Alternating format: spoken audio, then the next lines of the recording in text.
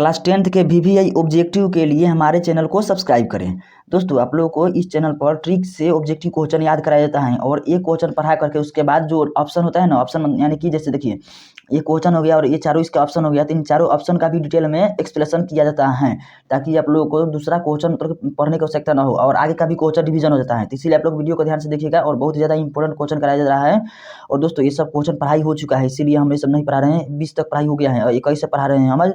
चलिए 21 number question आ गया यहाँ पर, तो 21 नंबर क्वेश्चन देखते हैं। तो 21 नंबर क्वेश्चन में दिया गया है कि चलिए आगे देखते हैं। CuO plus H2 arrowhead CU plus H2O किस प्रकार की अभिक्रिया है? तो यह किस प्रकार की अभिक्रिया है?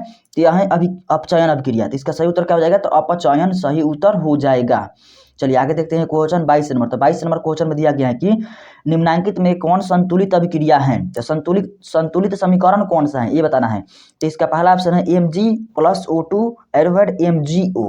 तो दोस्तों संतुलित और असंतुलित में सबसे पहले अंतर समझ लीजिए। तो संतुलित का मतलब होता है ना, संतुलित जैसे कि ये हो गया एरोहेड, इसका नाम है समीकरण में एरोहेड। जो इधर आता है ना बाईं ओर, तो उधर वो होता है अभिकारक और ये होता है दाईं ओर, वो होता है प्रतिफल। तो ये क्वेश्चन इस तरह से बनाता है कि जो समीकरण होता है तो उसमें दाईं ओर जो रहता है वो अभिकारक होता है कि प्रतिफल होता है कि इनमें से कोई नहीं कि दोनों होता है। तो ये जो दाईं ओर है, तो दाईं ओर कौन है? तो ये ना है दाईं ओर होगा तो क्या होगा? ये होगा प्रतिफल। और पूछेगा बाईं ओर होगा तो वो क्या होगा? तो बाईं ओर होगा तो वो होगा अभिकारक। चलिए ये तो इतना समझ में आ गया। चलिए सबसे पहले आप देखते हैं कि संतुलित और असंतुलित समीकरण किससे कहते हैं। तो संतुलित का मतलब होगा ना कि अभिकारक की ओर जितना भी अणु है ना, अणु उसी को उतना ही अणु इधर होना चाहिए, प्रतिफल में भी उतना अणु होना चाहिए, तो उसी को संतुलित समीकरण कहते हैं। चलिए यहाँ पर समझ लीजिए। Mg में कौगो अणु है? एगो है। O2 में कौगो है? दूगो है। लेकिन यहाँ पर Mg में कौगो है? एगो है। लेकिन O2 में कितना है? O में कितना है? तो एगो है। और यहाँ पर O2 में दूगो था, इसीलिए संतुलित नहीं है। चलिए आगे देखते हैं। हाइड्रोजन का कितना अणु है इधर अभिकारक में? तो दूगो है। इधर कितना है? एगो है, तो ये भी गलत हो जाएगा। चलिए 3 नंबर देखते हैं ऑप्शन। तो 3 नंबर ऑप्शन में दिया गया है कि लोहा का कौगो अणु है? तो लोहा का एगो है, बहुत बढ़िया, सही हो रहा है। उसके बाद Cl यानी कि क्लोरीन का अणु कितना है? तो क्लोरीन का अणु है इधर दो है और इधर कितना है? तो इधर एगो है, तो ये भी गलत हो गया। चलिए आगे देखते हैं। तो Zn का कितना अणु है? तो Zn का 1 है, इधर भी Zn का 1 है। हाइड्रोजन कितना है? तो हाइड्रोजन का 2 है और इधर भी हाइड्रोजन का 2 है। चलिए सल्फर कितना है? तो सल्फर का 1 है, सल्फर का इधर भी 1 है। O का कितना है? तो O का 4 है और इधर भी O का 4 है। तो ये भी मतलब कि ये पूरा सक्सेसफुल हो गया। तो इसीलिए ये कौन सा सही उत्तर हो जाएगा? तो ऑप्शन डी सही उत्तर हो जाएगा। चलिए अब इसको डिटेल में एक्सप्रेशन कर दे रहे हैं। यानी कि Mg का मतलब क्या होता है? तो Mg का मतलब होता है मैग्नीशियम। O2 का मतलब क्या होता है? तो O2 का मतलब होता है ऑक्सीजन। और MgO का मतलब क्या होता है? तो मैग्नीशियम ऑक्साइड होता है। और मैग्नीशियम का परमाणु संख्या कितना होता है? तो परमाणु संख्या होता है 12। ऑक्सीजन कितना होता है? तो ऑक्सीजन का परमाणु संख्या होता है 8। चलिए आगे देखते हैं। हाइड्रोजन का परमाणु संख्या कितना होता है? तो हाइड्रोजन का परमाणु संख्या होता है 1। और क्लोरीन का परमाणु संख्या कितना होता है? तो क्लोरीन का परमाणु संख्या होता है 17। और HCl मतलब क्या बनता है? तो HCl बनता है हाइड्रोक्लोरिक अम्ल। और एक और पूछता है कि हमारे पेट में पाचन में कौन सा सहयोग करता है? तो ये करता है HCl ही सहायता करता है। तो इसका सही उत्तर हो जाता है HCl। चलिए आगे देखते हैं।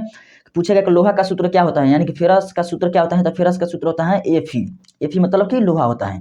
चलिए Cl2, तो Cl2 किसका होता है? तो ये 17 पर आता है, क्लोरीन का है। FeCl मतलब होता है कि फेरस क्लोराइड। और Zn मतलब होता है जिंक।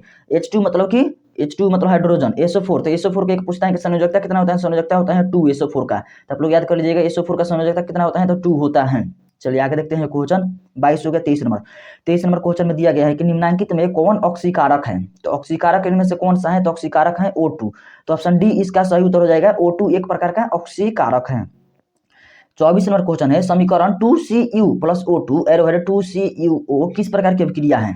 यह किस प्रकार की अभिक्रिया है? तो ये देखिए दोस्तों, ये ऑक्सीकरण होकर के क्या हो रहा है? ऑक्सीकरण होकर के एक साथ जुड़ रहा है, तो इसीलिए इसको ऑक्सीकरण अभिक्रिया बोलते हैं। लेकिन अगर यही उल्टा रहता, 2Cu इधर आता और ये वाला इधर आता ना, तो क्या हो जाता है? ये हो जाता है रेडॉक्स अभिक्रिया। तो इस तरह से आप लोग ध्यान रखिएगा, जो दो भाग में टूट कर बनता है ना, तो उसे रेडॉक्स अभिक्रिया कहते हैं। 25 नंबर देखिए।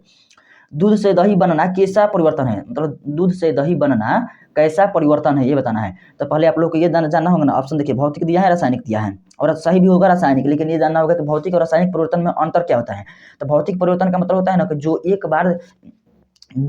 एक परमाणु से मतलब कि एक जो वस्तु होगा उससे दूसरा वस्तु प्राप्त हो जाए, लेकिन उसको बाद में चाहे कि जो इससे ये प्राप्त हुआ है ना, इससे फिर हमको दोबारा ये चाहिए, तो अगर जब प्राप्त हो जाए तो उसे कहते हैं भौतिक परिवर्तन। अगर जब प्राप्त न हो तो उसे कहते हैं रासायनिक परिवर्तन। जैसे कि हम लोग इसका एग्जाम्पल दे रहे हैं, तो भौतिक परिवर्तन का एग्जाम्पल दे रहे हैं कि बर्फ, यानी कि पानी से बर्फ बनाएंगे तो क्या हो जाएगा? बर्फ बन जाएगा, लेकिन फिर चाहेंगे कि बर्फ से पानी प्राप्त कर ले तो बिल्कुल कर सकते हैं प्राप्त, तो वो हो जाएगा भौतिक, जो दोहराया जा सके। रासायनिक का मतलब हो जाएगा कि जैसे दूध का दही बनाना, दूध से दही बन जाएगा, लेकिन दही से फिर चाहेंगे कि दूध बना दें तो नहीं बन पाएगा, इसीलिए ये कौन सा परिवर्तन हो जाएगा, तो ये रासायनिक परिवर्तन हो जाएगा। चलिए आगे देखते हैं, 25 हो गया। 26 नंबर, तो 26 नंबर क्वेश्चन में दिया गया है कि रासायनिक अभिक्रिया में भाग लेने वाले पदार्थों को क्या कहते हैं।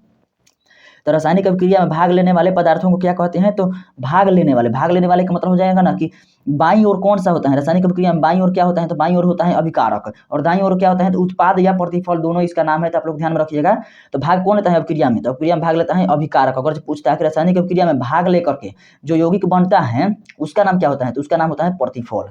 इसको दूसरे तरीके से पूछेगा कि रासायनिक अभिक्रिया में दाईं ओर कौन सा यौगिक रहता है, तो उसको भी कहते हैं प्रतिफल।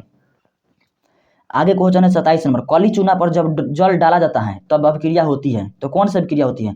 काली चूना का मतलब जो घर में पेंट होता है ना, व्हाइट कलर का चूना आता है, तो उसमें अगर जल डालते हैं तो क्या होती है, ऊर्जा मुक्त होती है ना। पहले वाले वीडियो में बताया था कि ऊर्जा जब मुक्त होती है ना किसी भी, या गर्मी पैदा होता है तो उसे उष्माक्षेपी कहते हैं। अगर जो गर्मी का अवशोषण होता है वो ना, तो उसे कहते हैं उष्माशोषी। लेकिन यहाँ पर काली चूना यानी कि चूना में जब पानी डालते हैं तो क्या होता है, उसमें से गर्मी यानी कि हीट पैदा होती है, उष्मा, तो उसको क्या कौन सी अभिक्रिया कहते हैं, तो उष्माक्षेपी कहते हैं। चलिए आगे देखते हैं 28 नंबर क्वेश्चन। तो 28 नंबर क्वेश्चन में दिया गया है कि जब मैग्नीशियम फीता को जलाया जाता है तो उत्पन्न आग की लौ होती है। तो जब मैग्नीशियम फीता को जलाया जाता है तो उत्पन्न आग की लौ कैसी होती है, तो चमकीली उजला होता है। तो ऑप्शन सी इसका सही उत्तर हो जाएगा। 29 नंबर क्वेश्चन है, एक जांच प्रखनली में लिए गए विलयन में एक लोहे की कील को डुबाया गया। आधे घंटे के बाद यह देखा गया कि विलयन का रंग परिवर्तित हो चुका है। यह जांच प्रखनली में विलयन था, तो कौन सा विलयन होगा, तो वह विलयन होगा CuSO4। CuSO4 इसका सही उत्तर हो जाएगा। चलिए आगे देखते हैं क्वेश्चन 29 नंबर हो गया। 30 नंबर क्वेश्चन में दिया गया है कि Na2SO4 एक्वा मतलब कि जल है, Na2SO4 क्या कथी में है, तो लिक्विड में है। BaCl2 ये भी लिक्विड में है। BaSO4 ये कथी में है, तो सॉलिड में यानी कि ठोस रूप में है। +2 NaCl, NaCl का मतलब होता है नमक, तो ये कथी में है, तो ये भी जल में है। तो ये जो अभिक्रिया होती है तो ये कौन सी अभिक्रिया है, तो ये है द्विविस्थापन अभिक्रिया। द्विविस्थापन अभिक्रिया का मतलब हो जाएगा ना कि जो Na था ना, तो Na कहीं ना कहीं जाएगा, लेकिन इधर से इसमें से टूट करके, जैसे SO4 के साथ है ना Na, तो Na SO4 के साथ नहीं रहेगा, ये जाएगा Cl के साथ है। और ये यहाँ पर जो SO4 है ना, ये जो है ना इसके साथ नहीं रहेगा, ये जाएगा Ba के साथ है। तो BaSO4 यहाँ पर आ गया और NaCl, तो इसको मतलब दोनों अलग अलग आपस में टूट कर बनता है, तो इसे कहते हैं द्विविस्थापन अभिक्रिया। चलिए आगे देखते हैं 31 नंबर क्वेश्चन। 31 नंबर क्वेश्चन में दिया गया है कि उपचयन वह प्रक्रिया है जिसमें, तो उपचयन प्रक्रिया में क्या होता है, तो उपचयन में होता है ऑक्सीजन का योग होता है। दूसरा है ऑप्शन की हाइड्रोजन का वियोग होता है। तीसरा ऑप्शन है इलेक्ट्रॉन का त्याग होता है। तो उपचयन वह प्रक्रिया है जिसमें क्या होता है, तो इसमें सभी होता है, यानी कि ऑक्सीजन का योग होता है, हाइड्रोजन का वियोग होता है, इलेक्ट्रॉन का त्याग होता है। और एक और क्वेश्चन पूछता है कि जैसे कि एक तार है तो उसमें से विद्युत धारा काथी के चलते प्रवाहित होती है, तो विद्युत धारा प्रवाहित होती है इलेक्ट्रॉन के चलते। अगर जो इलेक्ट्रॉन रहेगा तभी विद्युत धारा प्रवाहित होगी। तो इलेक्ट्रॉन का फॉर्मूला क्या होता है, सॉरी इलेक्ट्रॉन का मान कितना होता है, 1.6 × 10⁻⁻19 कूलाम होता है। यहाँ पर कूलाम भी ध्यान रखिएगा कि। और एक और क्वेश्चन पूछता है 10th क्लास में कि कूलाम का SI मतलब, सॉरी कूलाम का SI मतलब है, तो काथी का कूलाम SI मतलब है, तो आवेश का SI मतलब क्या है, कूलाम है। चलिए आगे देखते हैं क्वेश्चन 32 नंबर। तो 32 नंबर क्वेश्चन में दिया गया है कि जब सोडियम हाइड्रोक्साइड जिंक से अभिक्रिया करता है तो कौन सा उत्पाद बनाता है। तो जब सोडियम हाइड्रोक्साइड जिंक से अभिक्रिया बनाता है तो कौन सा उत्पाद बनाता है, तो वो बनाता है Na2ZnO2 + H2। चलिए 32 नंबर हो गया। 33 नंबर क्वेश्चन देखते हैं। 33 नंबर क्वेश्चन में दिया गया है कि नीचे दी गई अभिक्रिया में कौन सा कथन सही है। तो इसमें बताना है कि कौन सा कथन सही है। अभिक्रिया क्या दिया गया है, तो 2Cu + O2 2CuO। इसमें से कौन सा तो कथन सही है, तो कॉपर का ऑक्सीकरण। तो इसमें कॉपर का ऑक्सीकरण हो रहा है, बिल्कुल हो रहा है। जैसे कि इस तरह से देखिए अलग अलग रहेगा और एक साथ मिल जाएगा ना, तो उसको ऑक्सीकरण अभिक्रिया भी बोला जाता है। तो कॉपर का ऑक्सीकरण हो रहा है, तो बिल्कुल हो रहा है। अगर जो इधर रहता है ये वाला इधर आता है और ये वाला इधर आता है, तो क्या होता है, ये रिडॉक्स अभिक्रिया हो जाता है। चलिए आगे देखते हैं 34 हो गया। चलिए 34 नंबर क्वेश्चन देखते हैं। तो 34 नंबर क्वेश्चन में दिया गया है कि निम्नलिखित में से कौन सा उत्पाद लेड नाइट्रेट को गर्म करने पर प्राप्त होता है। तो निम्नलिखित में से कौन सा उत्पाद लेड नाइट्रेट को गर्म करने पर प्राप्त होता है, तो इसका सही उत्तर हो जाएगा NO2 + O2। ऑप्शन डी इसका सही उत्तर हो जाएगा। चलिए 35 नंबर क्वेश्चन देखते हैं। तो 35 नंबर क्वेश्चन में दिया गया है कि लाल तप्त आयरन पर जलवाष्प प्रवाहित करने पर कौन सा यौगिक प्राप्त होता है, तो Fe3O4 प्राप्त होता है। Fe3O4 प्राप्त होता है। Fe मतलब क्या होता है, लोहा होता है। O मतलब क्या होता है, ऑक्सीजन होता है। Fe का मतलब होता है लोहा, लेकिन इसका परमाणु संख्या कितना होता है, तो 26 होता है। और O का परमाणु संख्या कितना होता है, यानी कि इसका परमाणु संख्या हो जाएगा 8। तो ऑप्शन 8 इसका